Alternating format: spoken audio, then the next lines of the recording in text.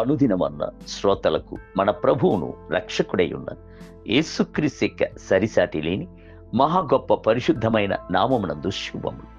నేడు 2025 సంవత్సరము డిసెంబర్ మాసము 15వ తారీఖు మంగళవారం నాటి ధ్యానాంశము. ప్రియుడా, యోహాను రాసిన 3వ పత్రిక 1వ అధ్యాయము 2వ వచనమందు, ప్రియుడా, నీ ప్రాణము వర్ధిల్లుచున్న ప్రకారము నీవు అన్ని విషయముల్లోనూ వర్ధిల్లుచు సౌఖ్యముగా ఉండవల్లని ప్రార్థించుచున్నాను. బైబిల్ గ్రంథము మనలను ప్రియుడా అని ప్రేమతో పిలుచుచున్నది. దేవునికి ప్రియమైన వారముగా మనము కనబడుట ఎంతటి ధన్యకరమైన అంశము. ప్రభువు దానియేలును ప్రియుడా అని పిలుచుచున్నాడు. దానియేలు గ్రంథము 9వ అధ్యాయము 23వ వచనం. హానోకును ప్రియమైన వాడా అని పిలుచుచున్నాడు. ప్రభువు నేడు మనలోని ప్రతి ఒక్కరిని కూడాను ప్రియమైన వాడా అని పిలిచి ఆశీర్వదించుచున్నాడు. మీరు అన్ని విషయంలోనూ వర్ధిల్లుచు సౌఖ్యముగా ఉండవలెను అనుట కొరకే ఆయన ఆకాశపు వాక్యములను తెరచుచున్నాడు. మలకీ గ్రంథం 3వ అధ్యాయము 10వ వచనం. మీరు అన్ని విషయంలోనూ వర్ధిల్లుచు ఉండవలెను అంటే ప్రభువునకు చెందవలసినది ప్రభువునకు చెల్లించుడి. అప్పుడు ప్రభు మిమ్ములను 1000 రెట్లు ఆశీర్వదించుటకు శక్తి గలవాడై ఉన్నాడు. ద్వితీయోపదేశ కాండము 1వ అధ్యాయము 11వ వచనం. బైబిల్ గ్రంథము సెలవిచ్చుచున్నది, యెహోవా యొక్క ఆశీర్వాదము ఐశ్వర్యమును ఇచ్చును, దానితో ఆయన వేదనను చేర్చడు. సామెతల గ్రంథము 10వ అధ్యాయము 22వ వచనం. మీరు ఎట్టి స్థితి అయినను ప్రభువును వెతకవలెను, ఆయన యొక్క పరిచర్యలను ఆదుకొనవలను. ప్రభు దావీదును ఏ రీతిగా ఆశీర్వదించెను అను సంగతిని తలంచి చూడుడి. దేవా, నా ప్రభుడవు నీవే, నీకంటే నాకు క్షేమాధారం ఏదియూ లేదని యెహోవాతో నేను మనవి చేయుదును.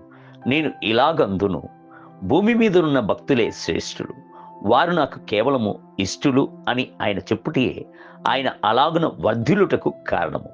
16వ కీర్తన 2 మరియు 3 వచనములు. అన్ని విషయంలోనూ వర్ధిల్లుచు సౌఖ్యముగా ఉండుటతో పాటు మీ యొక్క ప్రాణము వర్ధిల్లవలెను అని ప్రభు కోరుచున్నాడు.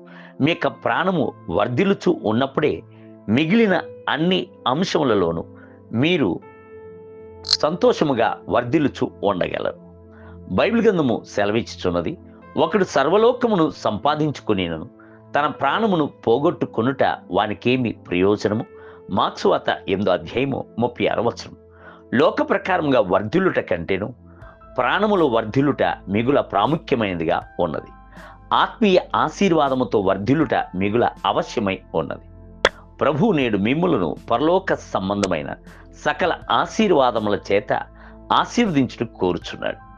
మీరు కొదువులేని జీవితమును ప్రభు వద్ద వాంఛించవలెను. ఏ మేలు కొదువై ఉండదు అని ప్రభు మనకు వాగ్దానము చేయుచున్నాడే. 34వ కీర్తన 10వ వచనం. నీవు అనేక జనములకు అప్పిచ్చదువు కానీ నీవు అప్పు చెయ్యవు. ద్వితీయోపదేశ కాండము 28వ అధ్యాయం 12వ వచనం.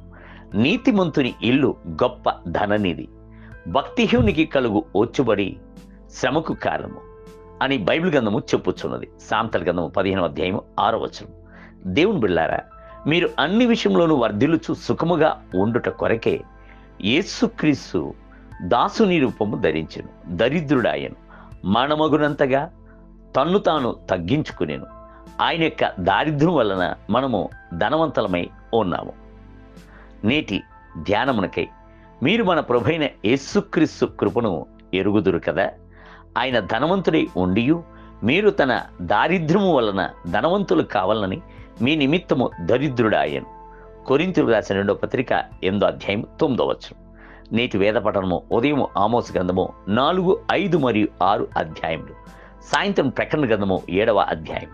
ప్రభు మిమ్ములను దీవించునుగాక. ఆమేన్.